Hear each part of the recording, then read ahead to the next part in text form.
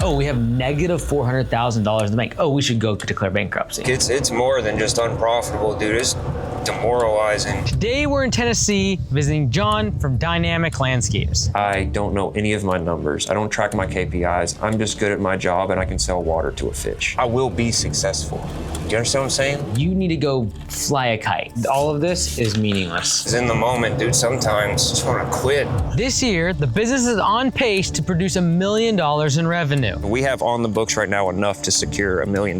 They said my business makes no money. They said it don't matter if you make $1 million, if you spend $1 million, they have no money. Like if we're not making money, what are we doing? I might as well do something else. John recently had to fire his entire team because of bad culture. I fired everybody. So much drama and like victim mentality. You have to reach a certain pain threshold before you start changing. I've had it bad, I've had it rough. Like, that's why success is important for me. I want to change people's lives. Okay, cool, no one cares.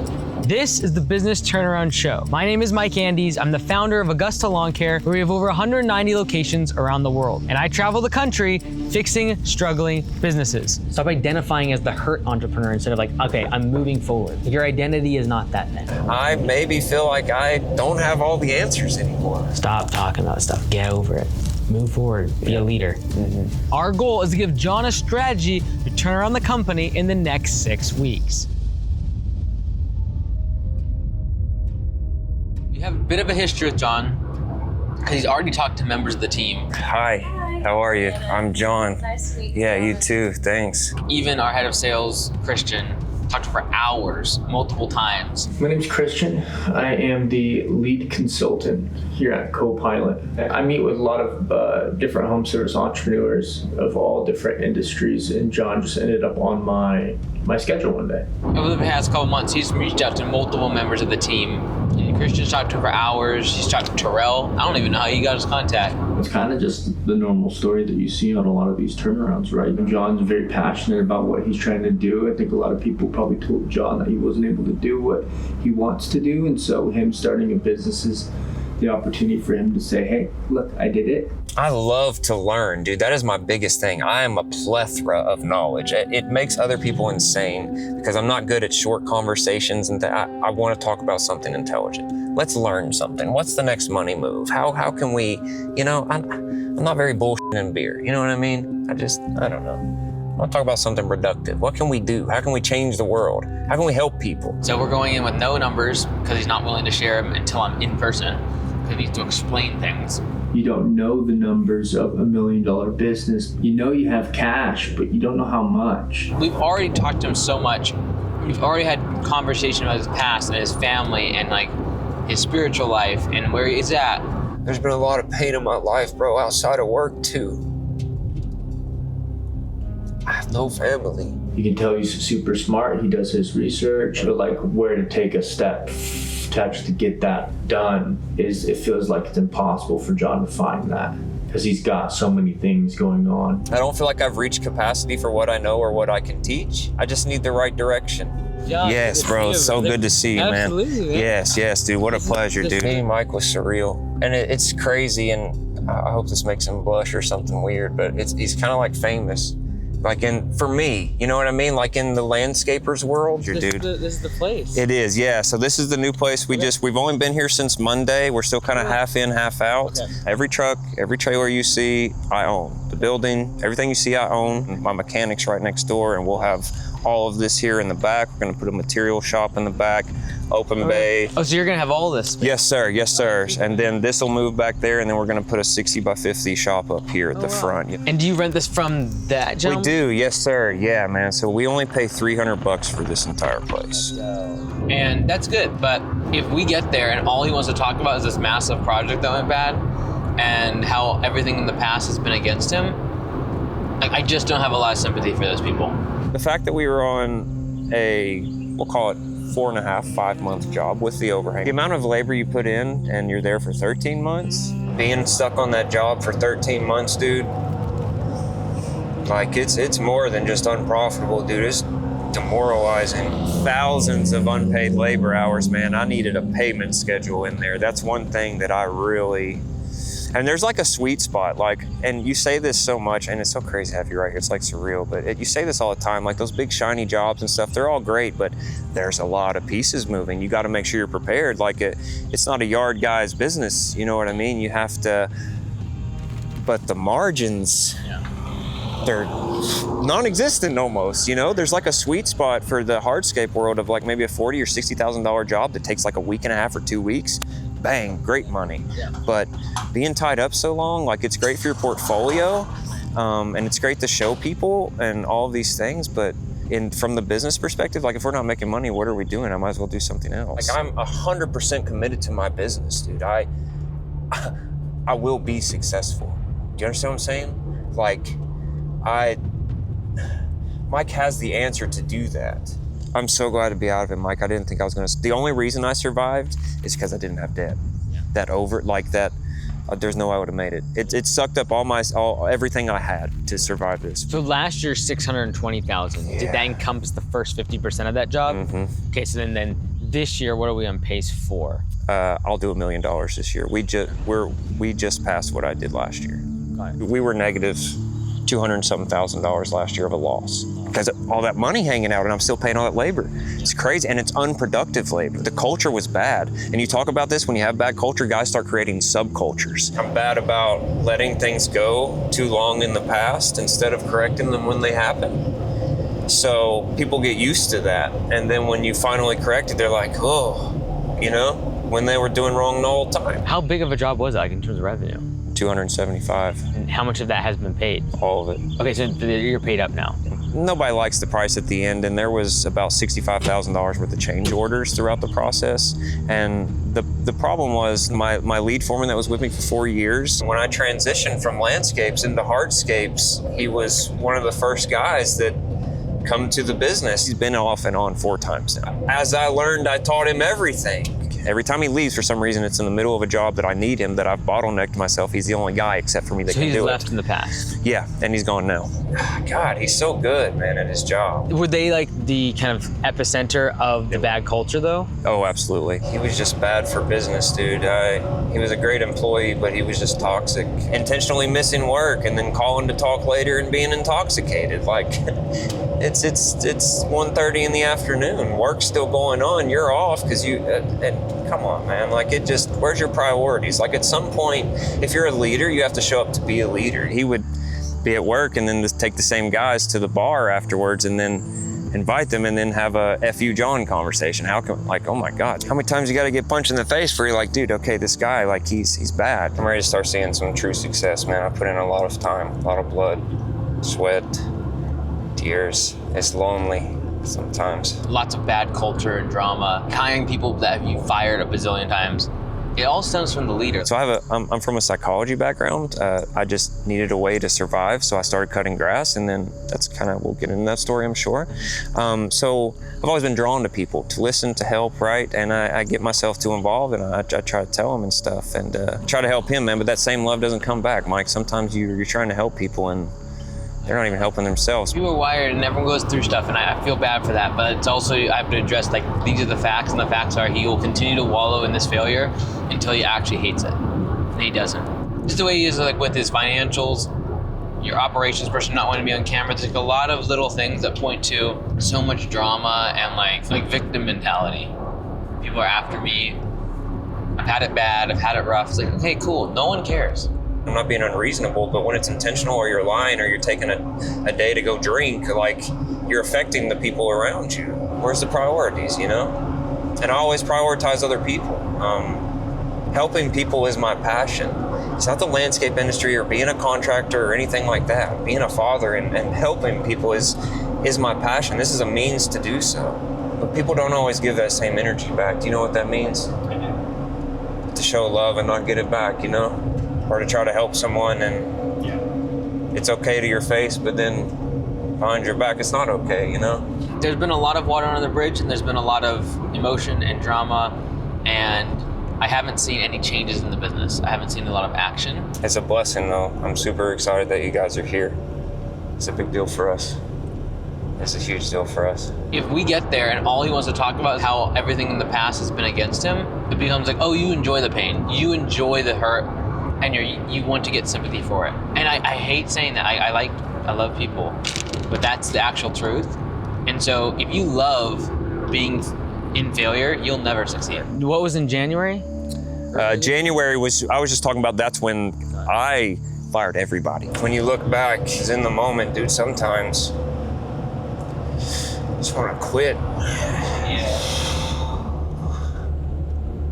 I put everything into this. I'm gonna show you the couch I slept on. 4 years, bro.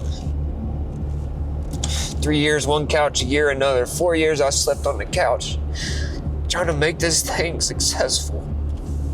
I think it's gonna be the most difficult part of it. The fact that it'll make a good YouTube video, but it won't help him at all.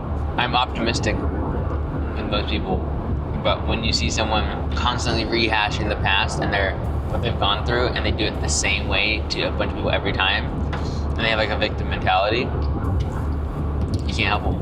Yeah, so that's what makes me feel bad for people like that, is like they're stuck and they know it. The usual path is, for me, is sympathization. Like, you sympathize with them, you show me, yeah, I've been there too, and then you show them a road out. He's got this like 5 times from different members of the team already. Christian, you, others on the team. His coach probably. I don't like using the other method, but it might have to be used. It's a tough road, bro. But it's so worth it. And it's not the business that's worth it, it's the more success I have, the more I get to do for other people. The more God gives me, the more I get to give away. That's why we need to listen and take action, right? That's why success is important for me. I want to change people's lives. Let's do it, man. Let's do it. I've been in business since 2017. I probably had an office space since like 2019. Really? Not this one though, right? We had one before. How long have you been here? We've been here. Oh, okay, so it's been a while. No, longer. It's been about 4 years probably. Okay, so cool. plus my son here. This is my son Cooper. I'm sorry. This is everybody. That's my why back there. I've never said that out loud to him. I don't think, maybe once, but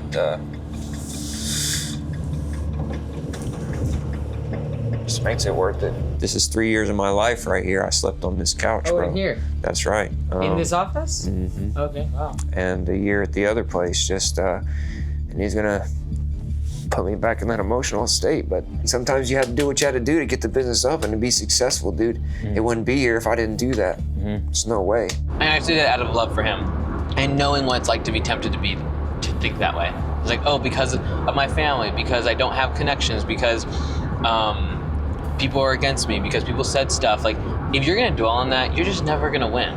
Not because I don't want you to, because like it will keep you from winning. It'll keep you from pushing forward.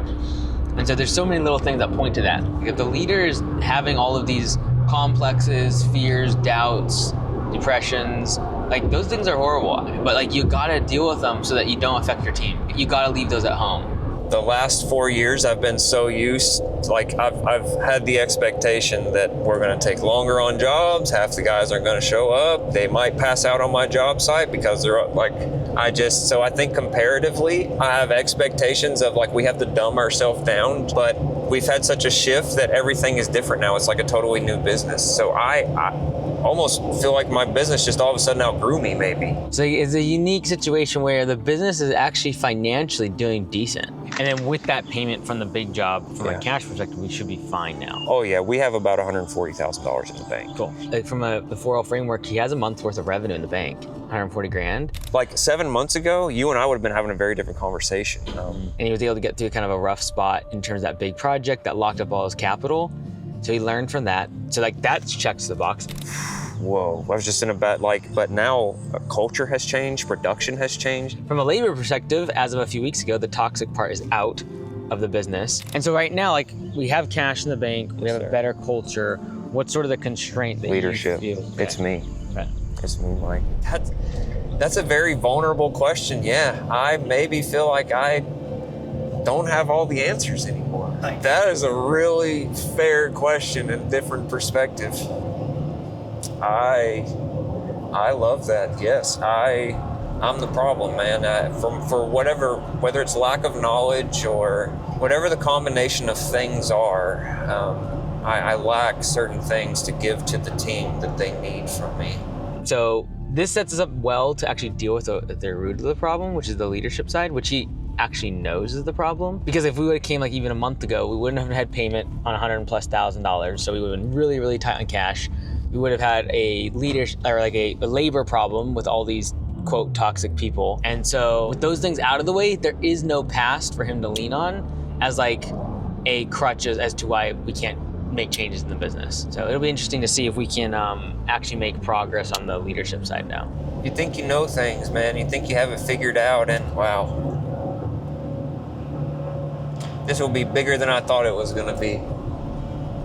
Transformation. And I'm so excited too.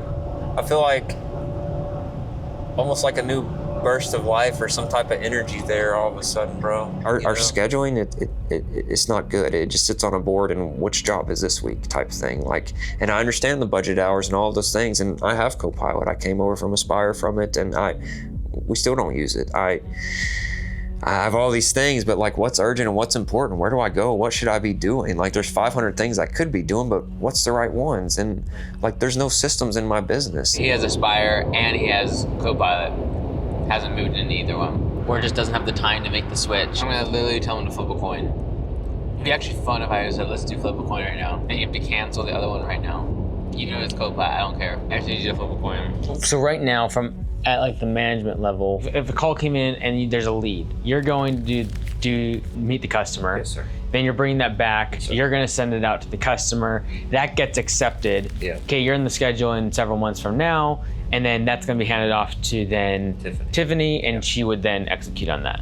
Even though I've delegated so much, I feel like I still have so much going on, and I still have a little foot in everywhere. I'm still the one who sends out the invoices and answers certain emails, and why? You know, I don't know.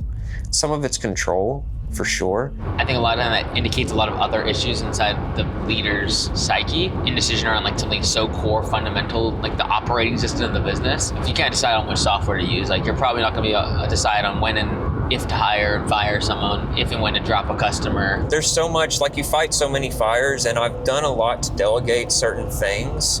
And maybe it is lack of know-how. Maybe I'm avoiding trying to say that maybe I just don't know how to organize them or what they should actually be doing. You just spend way too much time thinking about stuff. In a world in which rewards fast decision making, you just get so circular in your brain and so like too introspective to the point you don't make decisions fast enough. So I see it as a problem. Maybe there's the classic people, you know, aren't going to do 100%, which people's 80% should be your 100%, right? There's another thing from you. But it's the quality control thing. I haven't gotten over that point of like, I need to make sure everything's right. CRM commit. I just need you to stick into one so that everything is going through one spot. We're committed to Copilot. We believe in you. That's why we've chosen Copilot. Every week we know that there's someone working on a problem that someone said that they had a bug within the system, and that next week it's going to be better.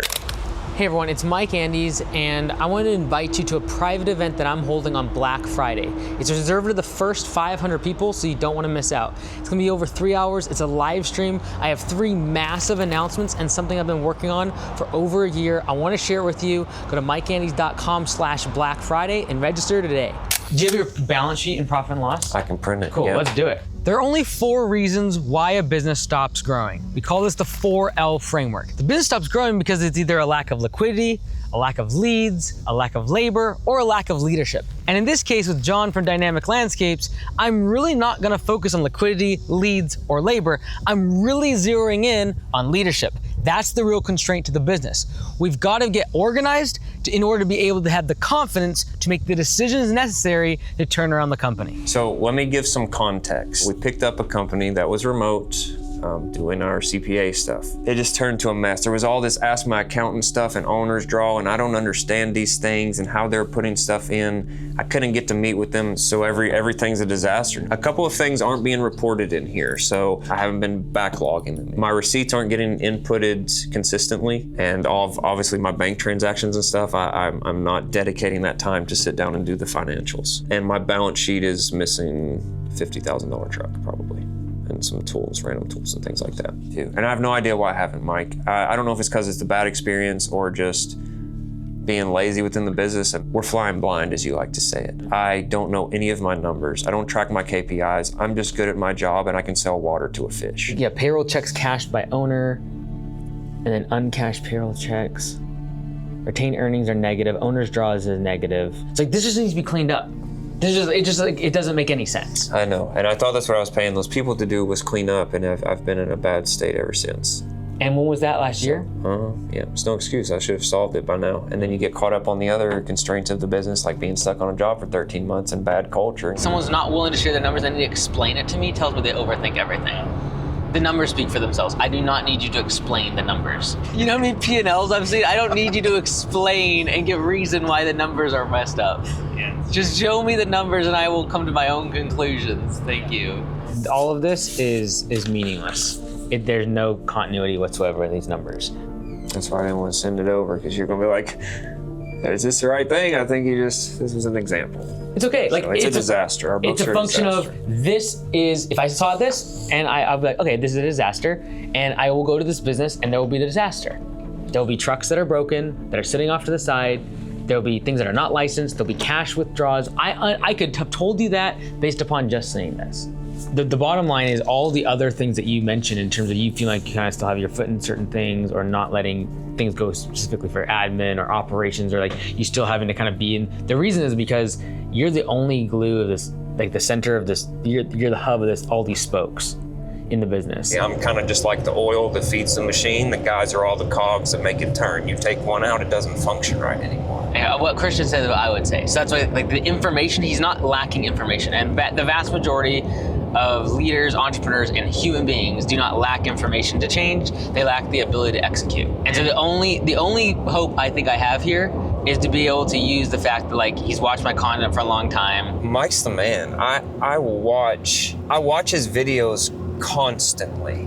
His online courses, I study those courses. I replace my TV time with Mike Andy's time. And hopefully has a little bit of respect for me. But it's like, he has a lot of respect for Christians. Like, why didn't you listen to him? So like, I will take I'm just guessing, a very different approach, which is like, I love you, and I'm gonna tell you something that no one else has in the past, but you need to get over this and move forward. And everything ties back to you, because there is no true north, and that is your numbers. There's no ability to know if you made money last month or not. That's right. There's no ability to know if we made money on that job. The reason it's so difficult to do estimating is because we can't look at the numbers and say, are we even profitable? It is not rocket science to do bookkeeping. And there's absolutely a bookkeeping company that can do this remotely and clean up your numbers in a matter of a few days. And have a clean balance sheet and have a clean P&L. To fix them or to maintain To them? fix them, you need someone to get in here and do some heavy digging. The obvious answer is a CPA. That's very easy. I mean, you have to have that. Any business has to have that. Even personal people have that. Well, a CPA is helpful from a strategy perspective, running a tax return, et cetera, but you just need a bookkeeper. And honestly, your admin person could do this as long as everything is being ran through a bank account or a credit card. If I stepped into this business with this, I say, oh, we have negative $400,000 in the bank. Oh, we should go declare bankruptcy. Yeah. And if I look at this, which is the P&L for year to date, oh, we are 68% profitable. Okay, well, something's messed up. Like, they're completely, like, there's no rhyme or reason. But you know what's so difficult? You know what's a really hard one to crack? Is when someone has so much baggage of the past and they feel defeated and they're depressed, and then you have to tell them it's actually their pride that's keeping them. Like, that's pretty rough. Because everyone else will say, oh no, like, they're beat up, or like they themselves are like, I feel so discouraged. But it's like, no, it's your pride keeping you from changing. And by changing, you're admitting the fact that you've done things wrong in the past. We should be able to run this business using just this. And right now, to your point, like for Flying Blind, it's like going in a car and the dash just going all over the place. You're going 300 miles an hour and then going 15. Like, you can't drive. We can't. Furthermore, you can't expect a manager to be able to drive when they step into this. Mm-hmm. Like, they're just not going to be able to. And it wasn't until probably yesterday I was driving home and I was like, dude, what? He's gonna ask me, what do I want for the business? What's my goal? Do I want to be 10 million? Do I want to be $1 million? Do I just want to cut grass? And I had no idea what I wanted to do for the business up until probably yesterday, driving home yesterday evening. And I think my goal for the business is to set it up in a way that gives more back to my guys than it gives to the employer. And receipts is not a good excuse. Yeah. Because receipts are a printed copy of what is just on a credit card or a bank statement that can be categorized inside QuickBooks. We do a lot of cash transactions. And where's those cash transactions going? The receipts. where are the cash transactions going? Like, what's that being paid towards? We're spending cash on everything. When you say cash, are you actually printing like bills? So you're taking money out as a debit card into cash? Or out of the bank, yes, sir. Okay, great. And that throws this off for a loop too. We cash payroll out that way as well. Why are you using a debit card? Why aren't you using ACH to do payroll? So at one point in time, everybody was direct deposit. And for the reason I actually stopped was there was this point in time where guys were getting our uniforms and working 3 days, getting their direct deposit, and we don't get our uniforms or anything back. They weren't showing up. We had guys stealing and stuff. Their last day, I'd take a tool then. You know what I mean? So that was a way for me to, I guess, kind of be in control of, hey, okay, well, you need to come pick your paycheck up in the office, bring your shirts with you. But it's so difficult. It's like, I want to also stay in like the solution space instead of being like, grow up and get over it. Like, what do I do tomorrow? Like, what actions do I change? That's where they're difficult, like bundled terms like be a better leader, or like grow up or get over it. Like, what does that mean? Be strong. Like, what does that mean? What does be strong mean? Does that mean I interact with my team differently? Does that mean I do different things with my numbers? Does it mean I make a decision with my CRM? Yes, but like I will have to give those things, because just saying a bundled term like grow up or get over it or move on or you need to be a better leader does nothing for the person. And so the hardest part, if I tell him tough love, is then giving him the actual tangible things that he will need to do to change. You can't just tell someone like stop being depressed. Whoa, okay. That's a bundled, like, what do I do with that? So that will be the hardest part. If I come strong against him, I can't also just use bundled terms like that mean nothing to him. You can still do it on the last paycheck. Yeah, like you can always, I if you agree. It's want a to, bad like excuse. on the last paycheck, be like, hey, the last one, just come pick it up and drop off your things. You can still do that. Yeah. Or even just, you still have to click the button. Yeah. So hey, bring on your, and then we'll release the direct deposit. So you can still do that. You're already doing it. It's in QuickBooks. You click the button, you just need the bank information. Okay, so cash right now is being used for payroll. Mm-hmm. It's being used for materials. Mm-hmm. What else is it being used for? But yeah, I mean, payroll and materials, that's pretty much the job. That's pretty much the business. Cool. So like sometimes we have $25,000 in materials. I don't have credit cards with those high limits like that. Why don't we have the higher limits?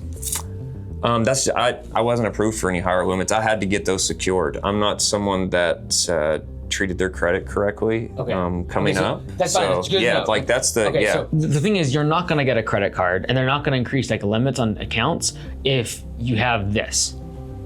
Because they also need to know your numbers and your metrics. This number says a negative $700,000 in the bank. What's the actual number right now? 140. That's that bank. Mm-hmm. I have 2 bank accounts. And how long have you been with them? A long enough time to bring millions of dollars to them, and I tried to tell them that, but they don't care. And what did they say? Why did they, when you say, hey, I want to have more than $10,000 be able to transfer? They said my business makes no money. They said it don't matter if you make $1 million, if you spend $1 million, you have no money. But you have no proof to show right. otherwise, right? Yeah, well, yeah, just like tax returns, for instance. Got it. Yeah. Okay, so great. So the tax returns from last year, did they show profit? Oh no. No.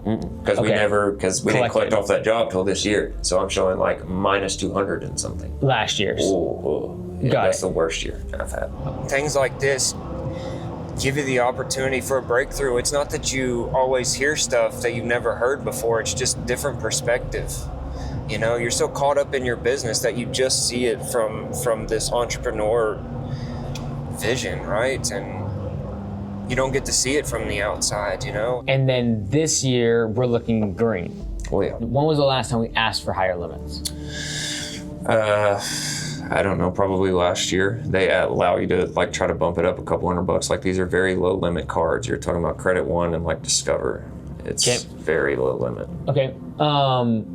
Yeah. But your personal credit is demolished right now. No, it's just not good. Assume it doesn't exist. Like I've never had bad debt, but my papa raised me for the most part a cash man. I never did anything to try to improve. But there's no like derogatory or more. No, there's not. No. So, like, and no then missed like, but payments. like I don't have any car loans or any house loans. There's nothing to build it.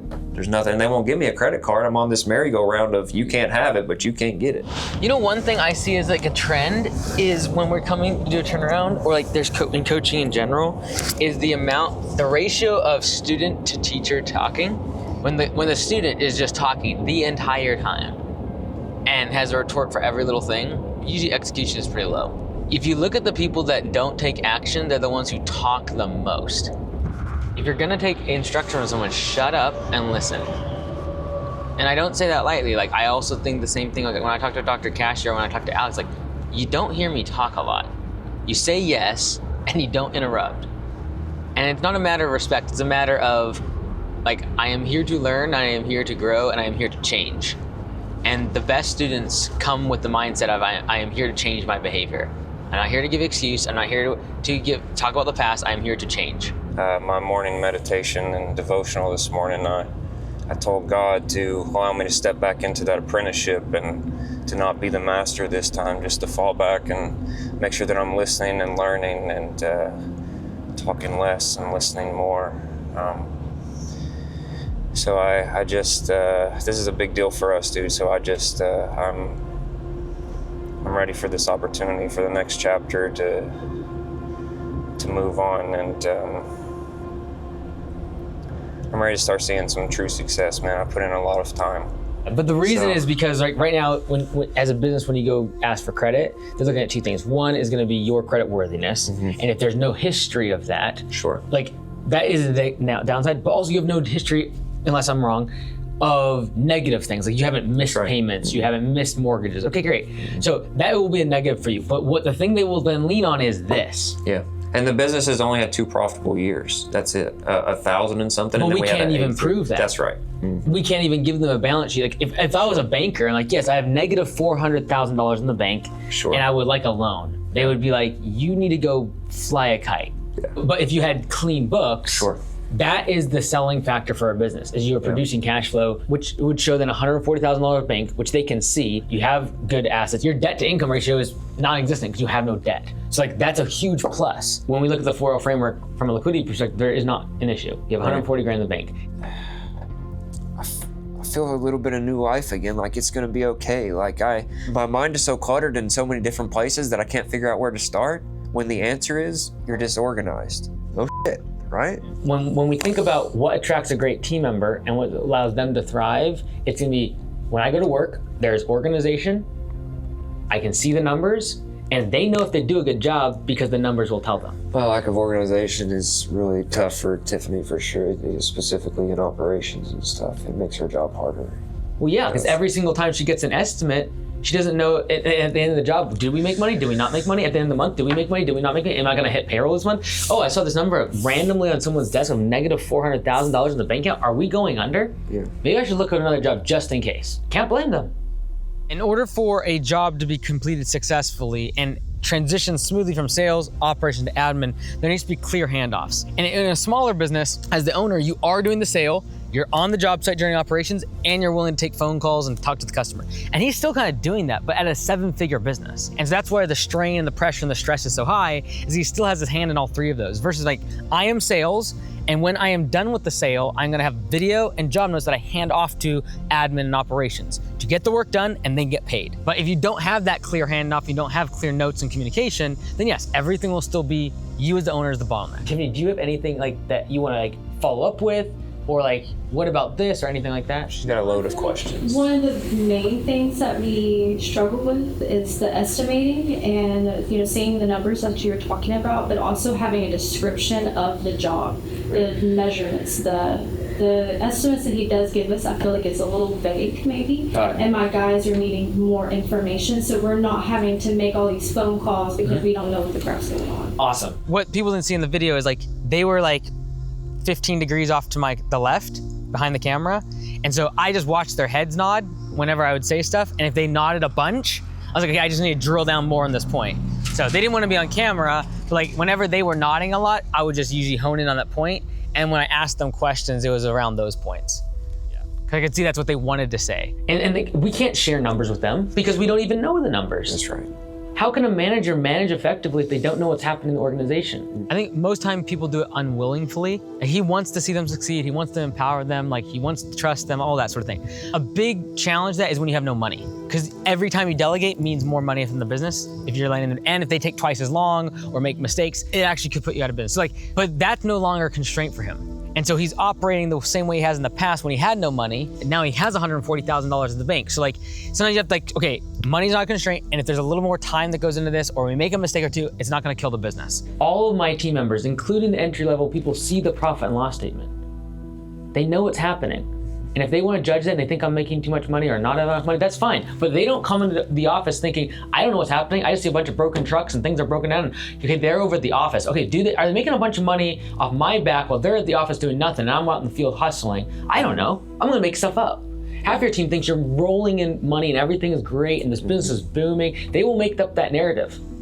And then he's making a bunch of money off my back and I'm out here working until 7, 8 o'clock. He's probably out at the boat. You're hustling, doing estimates, you're sleeping in your closet, but they don't know because you're not sharing the information with them. And you can't because this information doesn't make any sense. So there's a lot of juice to squeeze when it comes to decisions, but we first need to get the confidence, and before that we need organization.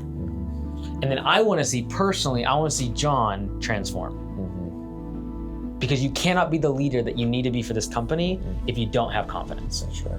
If you're not confident in the direction the business is going, the vision, and then what you're executing on, it's gonna trickle down to the team. But having too low of confidence, anyone that has more confidence in you in the organization will usually leave because they want to outgrow you. Having a vision, sticking to it, having a plan, executing against it, and having confidence in it is important. And until you do, you probably don't share that with the team. Like, don't share this grand vision with the team unless you have the confidence you can execute on it.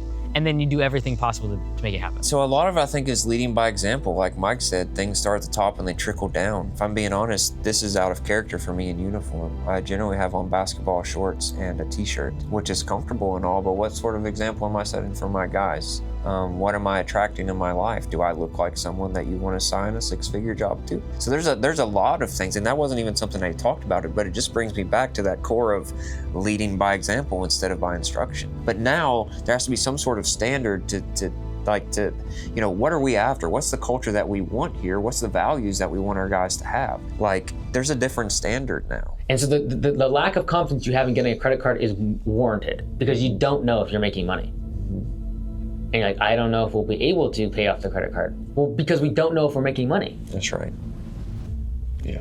And so if you want someone like a Tiffany to win, you're able to say at the end of every single month, you sit down and you're able to see this number is real, how much revenue we collected, and this number is real. How much money we made, and this number is real, which is how much money do we have in the bank account. Whatever is required to be able to get this back to this is real. The biggest constraint in the 4L framework is always liquidity. But if that's solved, we gotta go, okay, well, what's the next issue? But a lot of times, if that is the problem and there's no money in the bank, people do stupid stuff. And I don't really blame them because you start to be reactive. Instead of thinking 6 months down the road, you're like, if I can just survive the next 6 days and make payroll, that's all that matters. If I would have come a few months ago, we would have been talking about liquidity and culture and the leader that was in place, told me to close all this down. other stuff. Now we've got the money, now that person's gone, and so we need to focus on how do we move forward, the future. You have a good team now. To preserve that, you have to change things. Otherwise, in 6 months, we'll be in the same spot. That's right. Because good people don't want to stick around in this kind of business. It's chaos. It's disorganization. Thank you for that. And so it's not because I don't say that as a matter of spite or hurt. I say it because I don't want you to fall into this again. And the reason you don't have the confidence to go get a credit card and get a bank account is because you know that if you continue as is, it will just happen again. It's been totally worth it. I just to hear the simple things again from a new perspective of dude, something has to be going right. We're having some kind of success, but we're hindered. We need it's time to level up, and you can't do it the way Dynamic was in the past. You have to do it the way that Dynamic is going to be, The fact of the matter is, changing this though prevents that from happening again. It allows people like Tiffany and like Brandon who want to stay. They don't want to be in an organization where there's chaos. That's right. If they're an A player. It's if not for me and for the business, do it for them. And if you don't, the consequences is not that you just will lose the money. It's the fact you'll lose your best people, and then you will have to go out again and hire people that should not be in the organization. If I get organized, like Mike said, it all starts there. He's right. So having organization, knowing what I want and what my expectations are and who can achieve those and who to delegate them to, organization, man. Mike's right. She's right. She sees the job site notes the day of the job. Well, when's the job even scheduled? There's a lot of things that it's me. I have to get organized within my own life. My desk does not look like this. There's a bunch of sticky notes and stuff that are not on here. They're not on my walls and everything else. And we tidied up some we took away some of the disorganization. But you can tell by the fact that who runs a business blind without knowing their financials. what kind of business is that? Are you making money? Are you losing money? Who knows? Here's the deal. We want to have a month worth of revenue to check off liquidity. We have $140,000 in the bank right now. Right now, that's a month worth of revenue. Not a problem. Leads, we're 6 months booked out. Anything more than 1 month, I check this off. How often do leads come in for project-based jobs? Like once a week? No, like I might see 5 clients a day. You're even 5 clients a day. Some days I see 7 customers. Why would you not raise prices? Why have you not raised prices? This is like screaming to raise prices. I don't know. It's fine. It's fine. Like it's a great level. I don't know that my $70,000 job could be $100,000. You know, I don't know. I don't know, but you're right. I mean, but then what's that based off of? I don't even know. I don't even know what my number is. I think I'm charging this, but making that. What the real thing is, you don't know if you're 6 months booked out. You think you are based on a couple projects in your brain, but we don't actually know. That's right. That if we stop leads today, that for the next 6 months, we should be able to project our revenue if you're 6 months booked out. That's right. And if you're going to tell someone 8 weeks and then push them off, A, bad customer experience. B, you're going to overload your crew. And now all of a sudden, like, we gotta get this job done because this customer's freaking out. And it's really just a scheduling problem that you put a job on that should have been 6 months from now, and now you told them 2 months. So you're setting up your ops for failure. The handoff from sales to operations falls apart when the salesperson overcommits, and you can't really commit or not based upon the fact that you don't know if you're actually fully booked. Right. That's one of the biggest things you hear. Nobody even called me back, or nobody this, nobody that. Like we want to answer the question before you have it. There's a lot of ways that I'm operating the business wrong, man. I have to, and it all comes back to that organization. That's all I can think about now ever since Mike wrote it down and started pounding on it with his finger. Organization, that's all I can think about now. And my mind naturally wants to go to a solution over here that I'm not ready for. I don't, me trying to solve stuff down the road, Mike kept having to pull me back into the now of getting the organization to bend that. You're taking big projects in your mind and be like, okay, like that one's a 2 month project, that's a month project, great, I'm 6 months booked out. But we don't know with confidence where we can run a cash statement of cash flows and be like, for the next 6 months, these will be our revenue. You can do that if we have clean numbers, right? Yes. Now, could you approximate that number for me? Do you think it's 20% right now? No, it's in the 30s somewhere. Somewhere, like about a third of customers? Oh, yeah. Okay, so if you're getting, like, let's call it 5 estimates a day, and you're getting a third of them accepted, that means that 1 new job a day approximately getting accepted. Oh, yeah. Okay, what's the average ticket size? On average. I know you do everything from 70,000 to we carry a minimum of $2,500 no matter what. Really? Okay. Yeah, dude. No matter what, if we're gonna come work because we stay so, like we would love to service everybody, but we just can't. So, honestly, between $7,000 and $10,000 is an average ticket price. Okay. 2, 3 of it's those. 90% projects. Oh yeah. Okay, so you still have lead flow. Your closing ratio must be really low. It is.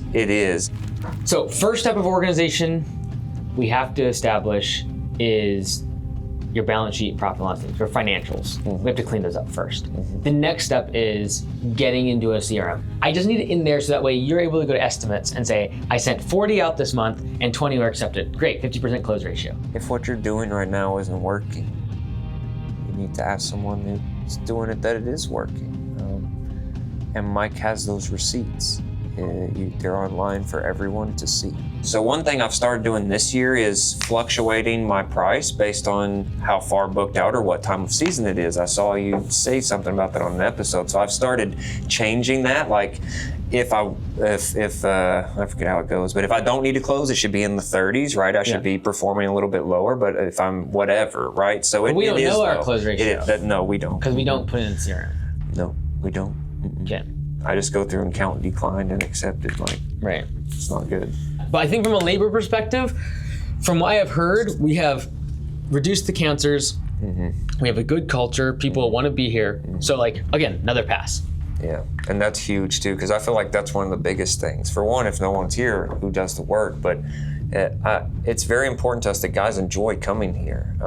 Guys have the opportunity, I was telling him, for more money and stuff. And but they stay because of the culture, because every day we're gonna treat them like humans. If there's something that comes up with family, we're not gonna yell at you, oh, what do you mean you can't come cut my grass today, but your wife's going to the hospital? No, dude, take your wife to the hospital. Please, hey, and then we're gonna check in, and can we send flowers? our guys are so important to us here. Like that is the main thing. If we made $5, as long as we could give it to them, I'm okay. Let's make 10 so we can give them more. Yeah, we'll make 10. That's right. Fine. This is so huge. This is just perspective. Just perspective is huge. If your business means enough to you, take the chance. Is he gonna come out and tell you something that you need to hear? You're gonna cry, or I mean, sometimes you need the tough conversation. That's right, and nothing changes if nothing changes, dude. And knowledge is useless unapplied. It's those two things right there, man. The business is growing. Mm-hmm. You're having a bunch of leads coming in. Yeah. Right? Like, I am not concerned about the health of the business. Mm-hmm. What I'm concerned about is the health of the leader to be able to make decisions in this business and prevent it from falling apart. Yeah. Like a profitable, fast-growing business can go bankrupt. Mm-hmm. And that's usually caused by the leader. Yeah. And the constraint, in my opinion, when it comes to leadership is simple. It's just organization. Yeah. I see an entrepreneur has no confidence. Mm-hmm. And the reason that you keep falling back to like these things that happened in the past is because we do not have the confidence. And the reason we don't have the confidence, we don't have the organization to make decisions. Mm-hmm. And so you feel trapped. Yeah. And so that's why you go hire someone 4 times when you know they're not a good fit for the company. Yeah. We will get organized so that we can have the confidence to make decisions. Mm-hmm. That's it. And without you as an entrepreneur, the leader not making decisions, this business will fall apart. From a 6-week plan perspective, we need to get clean financials. In the next 6 weeks, we need clean financial statements, a profit and loss statement, balance sheet, and clear categories to be able to put each transaction into. This will allow John to have the metrics of the business that are clean, simple, and easy to understand, and he'll be able to see the impact of future decisions. But before we start changing the business, we've got to have clear numbers. I'm just ready to get off of this merry-go-round. Totally. Clean financials is step 1.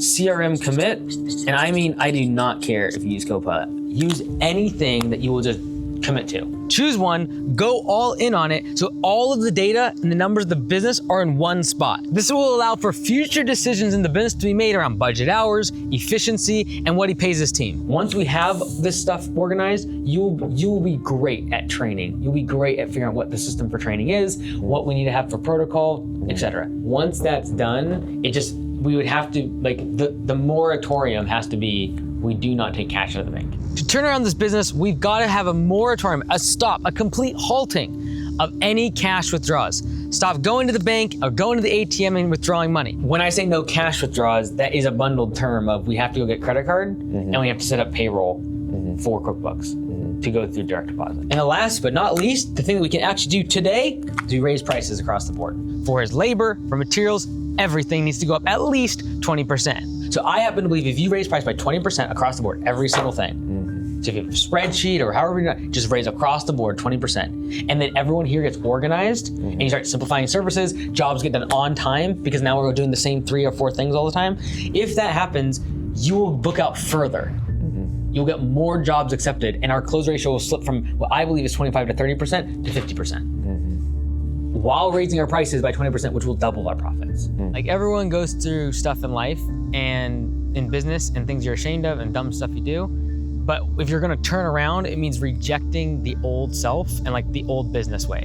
And so sometimes it's just like a break and like, okay, that's different. Like, if you judge me based on my past, that's fine, but like, I've done a turnaround, like, I'm different now. And sometimes it's just a good mental break to be like, this is a different me, a different manager, I'm a different owner, I'm a different entrepreneur, and therefore I make different decisions. Instead of like always synthesizing it through the past and all the hurts you've gone through. So let's focus on that, because if you do that, you will then get a lot of confidence. I now know with certainty that I am underpriced in these jobs. No one will care in 2 years when you have great profit and loss statement and great balance sheet, and they're giving you credit and they're happy because your tax returns are all cleaned up and everything's looking good. No one cares about what happened 3 years ago. Like, just cut it, get rid of it. Don't stop thinking about it. Stop dwelling about the past and the hurts and stuff like that. It doesn't serve you. Stop identifying as the hurt entrepreneur instead of like, okay, I'm moving forward. Your identity is not that thing. But I really care about you. Like, this is not a facade. I just care a lot about you. I know what it's like to be in your situation in terms of size of business and the frustrations you're feeling, and what it's like to be struggling with the past too, and all the hurts and the issues and problems. Like, that's not you anymore. Like a different John Hall will come out in 6 to 12 months if we just get some of these early wins, we empower our team, and we start executing. Like Mike said, you have to reach that pain threshold where the change becomes worth it. And you gotta commit, man. So just start with these early wins. These are not hard. You can do these. You can absolutely do this. I believe like 100% you can do this. So as long as the pain that you have now is greater than the comfort that comes with talking about your past, you'll be okay. Stop talking about stuff. Get over it. Move forward. Be a leader. Roger that. Let's go, dude. Yeah. And again, knowledge unapplied is useless. So not only receive, but implement. I don't guess you guys will be surprised to hear in 6 months that we're going to have done everything on that. So I'll have 2 of them done by the end of the day.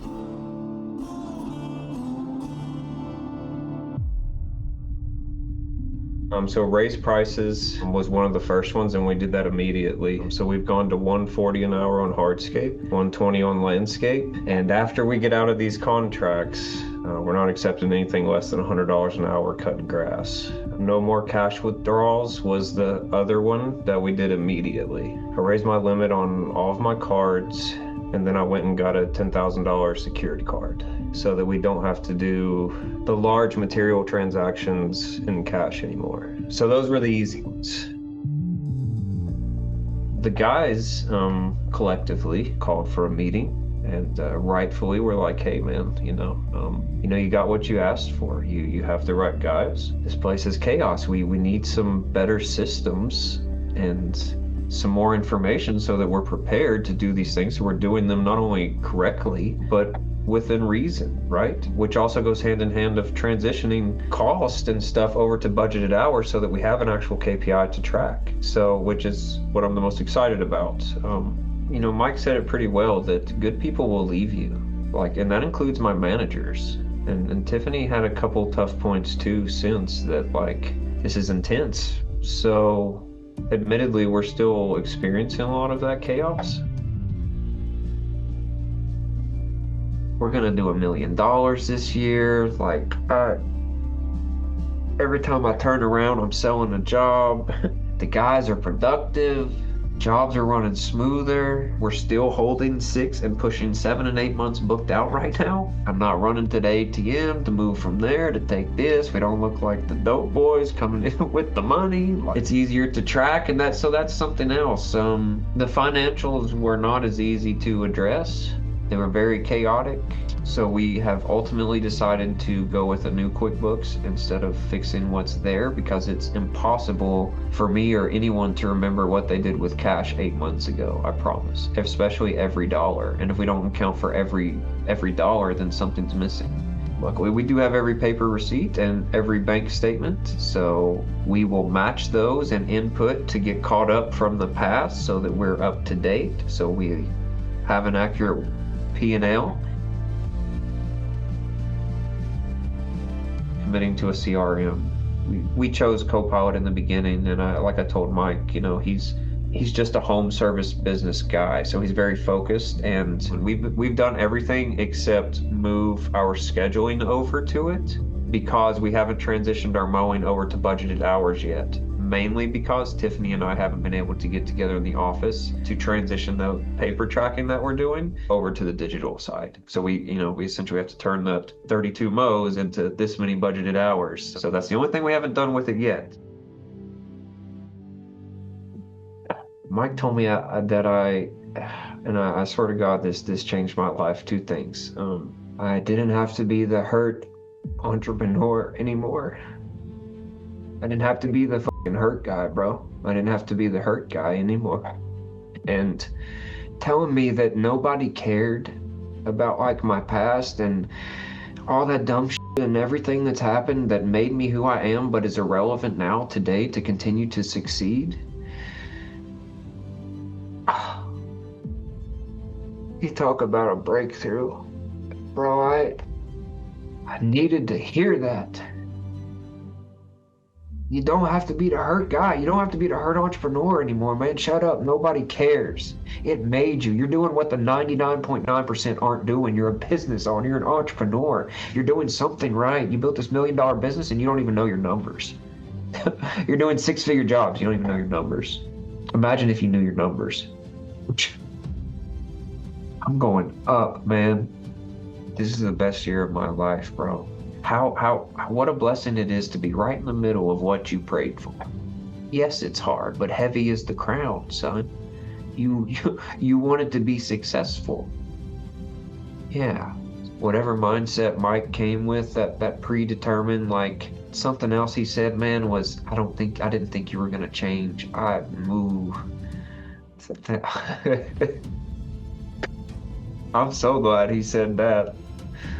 Please doubt me. Oh my God, my hair is standing up, son. I loved that but it also made me think, like, Mike has known me for 30 seconds, and before he even showed up, just based off of a video I showed or sent, he was like, man, this guy, you know, did he feel like maybe he was wasting his time? Like, maybe this guy's, whatever I tell him, he's not going to change. You know, he said it himself, like, hey, you can ask my team. I didn't believe in you, bro. I didn't think you're going to change. Let me tell you something. God puts people in your path for reasons, man. And I'm so grateful from that just gut check from Mike, just keeping it real in that moment. Like, dude, can you just like shut up for a minute? Camera, no camera, I would have said this. Nobody cares. It's really scary when you have nothing, you know? It's a scary business, you know, when you have no money. Everybody knows you can have 80 grand one day, wake up, you got no grand. You got 0 grand, you know? So I got this crazy, you know, just this crazy thing. Like I call it my 2 to 162, man. Like there was a point in the business where I just made payroll and I had $2. And it was then all of a sudden, man, God just makes things come through all at one time. And the next morning, 3 deposits were made, and my bank account went from $2 to $162,000. That's when we cleared on that big job, and like right in the middle of that, man, after I'd spent everything saved up, and I call it 2 to 162, man. It like brought me to my knees, man. When you don't know how you're gonna eat and you got those zeros change. Like that's, man, business alone is risky, dude. Like as an entrepreneur, you mean you were willing to go out on your own and try to do business and with the possibility of failing, but you won't go talk to Mike with the possibility of succeeding? Yo, you're already getting your ass kicked. Do something different. Get paid for it. You've been getting beat this whole time. You can continue to get beat whether you talk to Mike or not. But Mike might be able to like, yo, this is the thing. Like everybody's different, dude. Mike needed to come check me. But the 18-year-old kid he went and talked to, he just needed some guidance on this makes sense and this doesn't. You're 18, you don't have experience. Oh, dynamic. They have a little bit more experience, but it's chaos around here. And the entrepreneurs walk around like this fucking hurt guy, but you're not. Straighten up, chin up, chest out, lead your people. They need guidance, bro. Make decisions, get it done, stop hesitating. You know all these things, do them, pick somewhere. I've been leaning into AI a lot more, dude. I got ChatGPT, I got the pro version, just so like, ChatGPT ain't got ADHD. When I talk to him though, he's like, yeah, you're right, you got a lot of thoughts, but this sounds like what's important and what's urgent. What are you gonna lose? Might come out for free, man. Listen, tell that to everybody. Everybody thinks Mike's getting paid. I didn't pay Mike nothing. I would have bought him lunch if he wasn't in such a hurry.